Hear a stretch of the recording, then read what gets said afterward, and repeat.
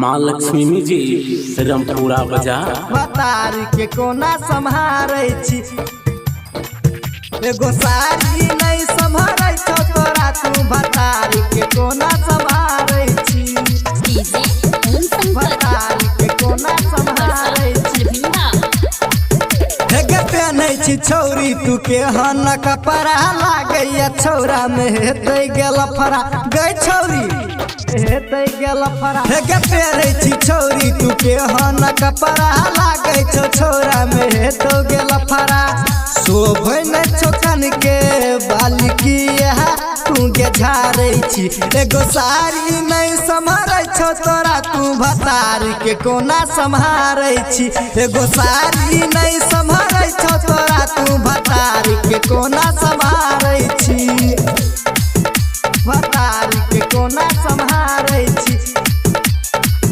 एगो साड़ी नहीं संभारै छौ तोरा तू भतारी के कोना संभारै छी हेगे नाम तू छौरी हंसलही नहीं हर के ससुरा में पिया रही जाय छौ हर के गई छौरी सुनै छे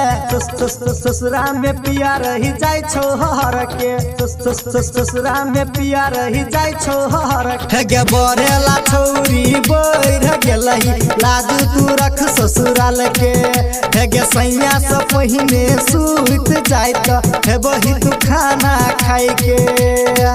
चिप नहीं नाक किया चोन छौरी फारै छी एगो साड़ी नहीं संभारै छौ तोरा तू भतारी के कोना संभारै छी एगो साड़ी नहीं संभारै छौ तोरा तू भतारी के कोना संभारै छी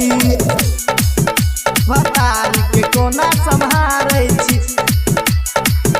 एगो साड़ी नहीं संभारै छौ तोरा तू भतारी के कोना संभारै छी हेगे कुछो कहै छी अब दांत लगै छै देखाबे हमारा बुझाइया तोरा कुछो नहीं गयाबे गे छोरिया बकलेल छै हमारा बुझाइया तोरा कुछो नहीं गयाबे कुछो नहीं गयाबे हमारा बुझाइया तोरा कुछो नहीं गयाबे राइटर ऋषि कहौ तोरा सुन गे हमर रानी सरोज सादा देखो चढ़ल जवानी मुँह से आबो पानी किसान नीरज के किया बती